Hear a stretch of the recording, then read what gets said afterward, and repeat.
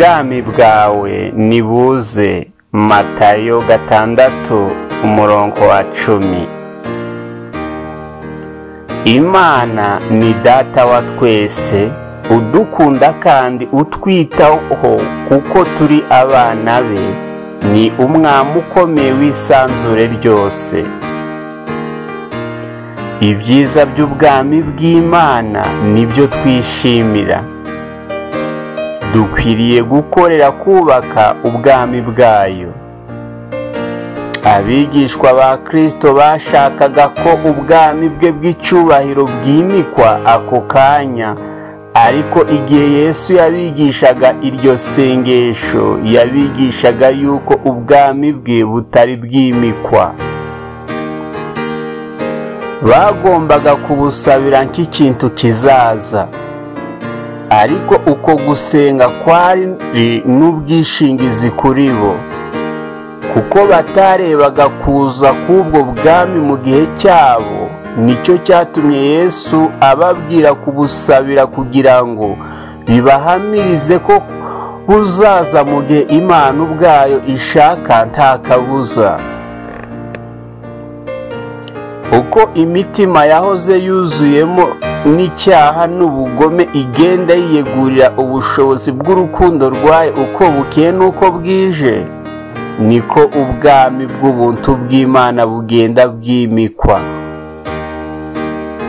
Ariko kwimikwa kuzuye ku bwami bw'ikuzo ryayo kikuzabaho Kristo atari yagaruka kuri iyi si, maze ubwami n'ubutware n'icyubahiro cy'ubwami bwose buri munsi y'ijuru bizahabwa ubwoko bw'abera bisumba byose.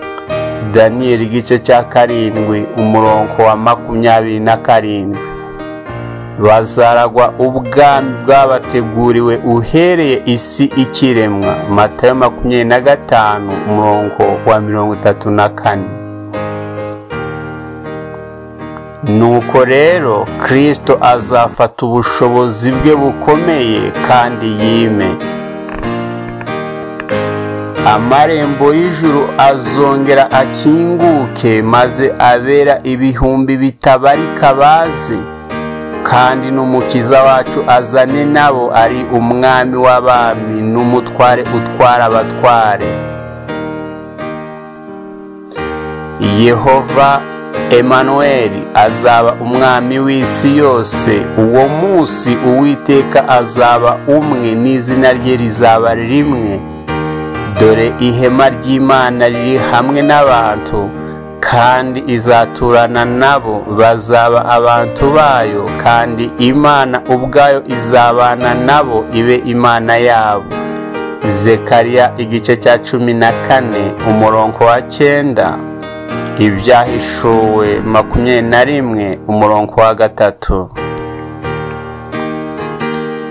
Ariko mbere y'uko kuza, Yesu yaravuze ati, ubu butumwa bwiza bw'ubwami buzigishwa mu isi yose ngo bube ubuhamya bwo guhamiriza amahanga yose. Matayo 24:14. Ubwami bwe ntibuzaza, inkuru nziza y'ubuntu bwe itari yagezwa ku bantu bo mu isi yose.